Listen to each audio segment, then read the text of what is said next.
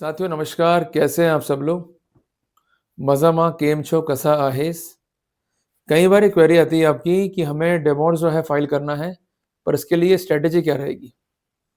और डिवोर्स के लिए हम आगे बढ़ते हैं, कहीं ये ना हो जाए कि हम लोग जो है केस को हार जाएँ। साथियों, जहाँ तक हो सके डिवोर्स को अवॉइड करो। देखिए, मैं खुद भी जो है खिलाफ हूँ डिवोर्स के, पर जब आपको ये लगे कि अब सहन नहीं होता और अब स्थितियाँ ऐसे आ गई है कि गले तक मामला जो है आ गया है, तब वहाँ पर डिवोर्स के लिए आप सोच सकते हैं। जब भी आप डिवोर्स के लिए प्रोसीड करेंगे, तो सबसे पहले खुद से 3 क्वेश्चंस जो है आपको पूछने हैं।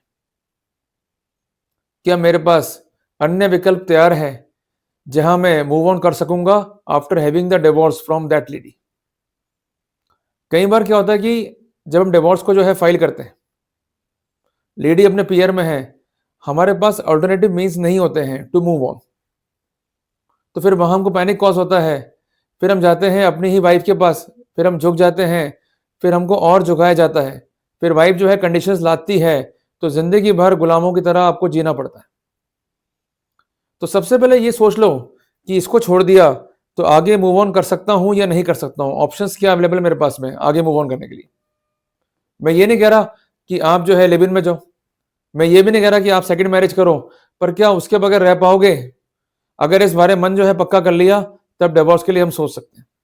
अगर मन पक्का नहीं करा, तो फिर लड़ने में जो है मजा नहीं आएगा, अल्टीमेटली खुद को ही पैनिक कॉज करोगे। दूसरी बात यह है कि जब मैं लड़ाई लड़ूंगा, चाहे कुछ भी हो जाए, चाहे मुझे सुप्रीम कोर्ट तक भी जाना पड़े, तब मैं तैयार हूं। देखो, कोर्ट में कहने की बातें हैं कि न्याय सबके लिए, पर मैं स्पेसिफिक बात कह दूं कि न्याय सबके लिए अगर होता तो सब जो है कोर्ट में जीत रहे होते।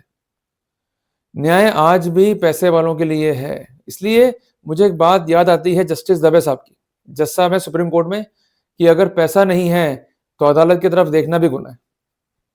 इसलिए बार बार मैं कह रहा हूं कि अगर पैसा जेब में नहीं है, आप फंड्स अरेंज नहीं कर सकते हो, अच्छे काबिल वकील बुक नहीं कर सकते हो, तो बेटर ये कि आप ये आइडिया ड्रॉप कर दो। क्योंकि होता क्या है कि हम निकल के सफर पे, और फिर मालूम पड़ा कि खर्चे बहुत हो रहे हैं, फिर हमको होता है पैनिक, फिर हम ढंग से लड़ नहीं पाते हैं। जहां से आप लूज करोगे, वहीं से ये लोग हो जाएंगे आप पे हावी। नुकसान किसका होगा? आपका। इसलिए जेब में जो है पैसा नहीं है, लड़ने का दम नहीं है, और कोई आपका साथी नहीं है इस जंग में, आप लड़ने का जो है प्लान त्याग दो। तीसरी बात यह कि इस जंग में कौन कौन लोग आपका साथ देंगे? क्या आपके फ्रेंड्स, या आपके रिलेटिव, या आपके कंसर्न घर वाले आपका साथ देंगे? अगर वो लोग आपके साथ नहीं है और आप अकेले इस जंग को लड़ रहे हो, तो बिल्कुल भी आगे प्रोसीड मत करना, क्योंकि हमें कोर्ट में चाहिए गवाह, सबूत। अगर गवाह और सबूत नहीं होंगे, तो आपके टेस्टिमनी पर आप डिवोर्स में सक्सीड नहीं हो सकते। क्लियर है बात? ये अगर तीनों उत्तर पॉजिटिव मिल जाए, अब हमें करना है प्रोसीड। सबसे पहले, जब भी कोई डिवोर्स केस फाइल होता है तो उसकी एक स्टोरी होती है, जिसको हम कहते हैं ब्रीफ तैयार करना। इसमें किसी भी अधिवक्ता की आपको जो है रिक्वायरमेंट नहीं है। सबसे पहले आप लिखिए उस स्टोरी को जिसके तहत आप ये निष्कर्ष ड्रॉ कर पाए हैं कि मुझे अब डिवोर्स चाहिए ही चाहिए। क्लियर है बात? ये तो एक सामान्य स्टोरी को जो है आप नरेट करो कि मेरी शादी फला फला से हुई थी, शादी के बाद इससे मेरे साथ जो है दुर्व्यवहार किया, या मुझे मारा पीटा, या मुझे ह्यूमिलेट किया, और उस पूरे कार्यकलाप में कौन कौन लोग आपकी वाइफ के जो है साथ में थे, उनका भी जो है डिस्क्रिप्शन लिखो। ये बेसिकली है एक रॉ स्टोरी, एक रॉ ब्रीफ। अब आपके घर वाले या रिश्तेदार या दोस्त जो आपका साथ देंगे, अगर उनका भी बेटर एक्सपीरियंस रहा है आपकी वाइफ के साथ में, या उसके जो घर वाले हैं उनके साथ में, तो उनसे भी कहिए कि वो एक स्टोरी जो है लिखे। किधर हो गया आपने को? अब जब आपकी स्टोरी होगी और जो उनकी स्टोरी सामने होगी, तो हम ये डिस्कस ड्रॉ कर पाएंगे कि कुछ ऐसे पॉइंट हैं जो बहुत कॉमन है, और ऐसे पॉइंट जहां पर हम सब या अधिकांशता जो है उस इंसिडेंट के विटनेस है। तो उसके दो फायदे हुए कि जो गवाह कोर्ट में आएंगे उनका भी स्टैंड क्या रहेगा, अभी हमें क्लियर हो गया। इसके साथ साथ हमें यह भी क्लियर हो गया कि वो हमारा साथ देंगे या नहीं देंगे। और जो स्टोरी है हमारे सामने विद द कॉमन पॉइंट्स, इसके आधार पर अब हम एक फेयर ब्रीफ जो है लिख पाएंगे। जब भी आप लिखेंगे फेयर ब्रीफ को, तो बेसिकली ये एक होता है स्क्रीन प्ले, जिसमें फ्रॉम इंसेप्शन टिल एंड जो है हमें स्टोरी को लिखना होता है जमा के। जब भी डिवोर्स केस फाइल करेंगे तो पहला पड़ाव क्या है, शादी हुई है इस बात को साबित करना। क्लियर हो गया? तो आपका पहला फैक्ट क्या होगा कि मेरी शादी सो एंड सो के साथ दिनांक सो एंड सो को at so and so place हुई है और जिसका प्रूफ मेरे पास में है। प्रूफ दो तरीके से हो सकता है, या तो हो शादी का कार्ड या हो मैरिज सर्टिफिकेट। बेसिकली क्या होता है कि इस डॉक्यूमेंट को हम भूल ही जाते हैं। जब कोर्ट में हम दाखिल करते हैं याचिका, तो फिर कोर्ट में आता है ऑब्जेक्शन कि ये डॉक्यूमेंट कहां पर है। फिर आपको समय होता है पैनिक कॉज। इसलिए आराम से ही जब लिख रहे हैं फाइनल ब्रीफ को, तो इसको भी एनेक्चर कर लीजिए। क्लियर हो गया अपने को? अब इसके साथ साथ आता है सेगमेंट्स। सेगमेंट्स को हम बांटेंगे चैप्टर में। Chapter number 1, the cruelties committed by wife with the husband. पूरा जो है लिखो ब्यौरा। The cruelty committed by wife with the father in law, the cruelties committed by wife with mother in law and so on. Clear हो गया? तो chapter number 1 में हमने ये कवर किया कि जो जो इंसिडेंट हैं regarding the cruelties by the wife वो क्या क्या है। अब आता है चैप्टर नंबर 2। अब जो भी एलिगेशंस आप लोगों के हैं अगेंस्ट द वाइफ, उसके समर्थन में प्रूफ क्या है। अगर प्रूफ ही नहीं है तो केस में आप कैसे जो है कॉन्टेस्ट कर पाओगे। और प्रूफ क्या चाहिए, कोई वीडियो रिकॉर्डिंग हो, कोई ऑडियो रिकॉर्डिंग हो, या कोई ऐसा इंसिडेंट आपके पास में है जिसके आधार पर निष्कर्ष निकाले जा सके। उदाहरण के लिए, लड़की के घर वाले आपके घर में आ गए, आपके साथ जो है मारपीट कर रहे हैं और हैवानियत उन्होंने पार कर दी है मारपीट के अंदर, मतलब बहुत भयंकर तरीके से मारा पीटा आपको। वहां पर मेडिकल एविडेंस भी है, वीडियोग्राफी भी है, सीसीटीवी फुटेज भी है। इसके अलावा अगर ये धारदार हथियार के साथ भी लैस होकर आए हैं तो उसका भी एविडेंसेस हैं। तो कुल मिला के उनके पार्ट पे हम इल इंटेंशंस को शो कर पाएंगे।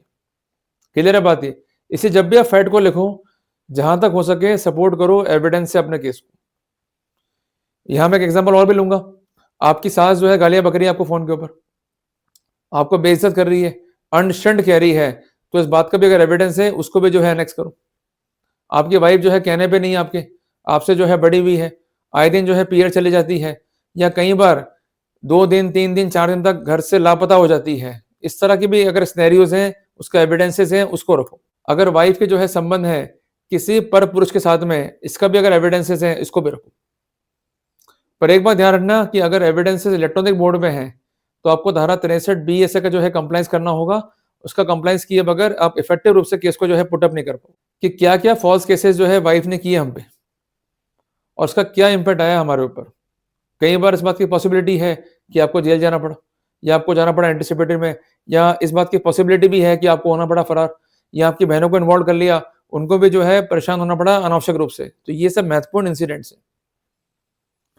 इसके अलावा आपको ये भी शो करना है कि जो एलिगेशंस हैं वो फॉल्स क्यों हैं और उसके लिए क्या क्या उपचार जो है आपने ऑब्टेन किए और किस बेसिस पे आप ये कह सकते थे कि वो जो एलिगेशंस हैं वो फॉल्स हैं। इसलिए बार बार मैं कहता हूं कि वाइफ ने कोई फॉल्स केस दर्ज कराया अपने खिलाफ तो आपको ज्ञापन या जवाब जो है देना चाहिए, ताकि वो डॉक्यूमेंट जो है हमारे काम आएगा डिवोर्स केस के अंदर। क्लियर हो गया अपने को? अब आता है लास्ट चैप्टर, जिसमें इम्पैक्ट क्या है उस क्रुएल्टी से, impact on the health, impact on the business. इसके अलावा जो जो हरकतें वाइफ ने की हैं उसमें आपने क्या इंटरवेंशंस किए, किस प्रकार कंसोल किया, किस प्रकार आपने ये प्रयास किया कि वो आइंदा से हरकत नहीं करे, पर तब भी वो रिपीटेशंस कर रही है।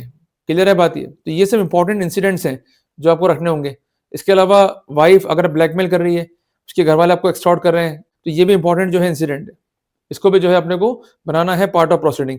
इसके साथ साथ ध्यान रखिएगा कि जब भी पिटिशंस को लिखें तो उसमें 3 बातों को इनकॉर्पोरेट कीजिएगा। सबसे पहली बात कि कोई पॉसिबिलिटी नहीं है हमारे बीच में रीयूनियन की। दूसरी बात, हमारे बीच कोई कॉलिजन नहीं है और मैंने इसको जो है माफ नहीं किया है, और जो भी इसने क्रुएल्टीज करी हैं जिसके तहत मेरा जीवन इसके साथ अब निर्वहन करना यहां से मुश्किल हो गया।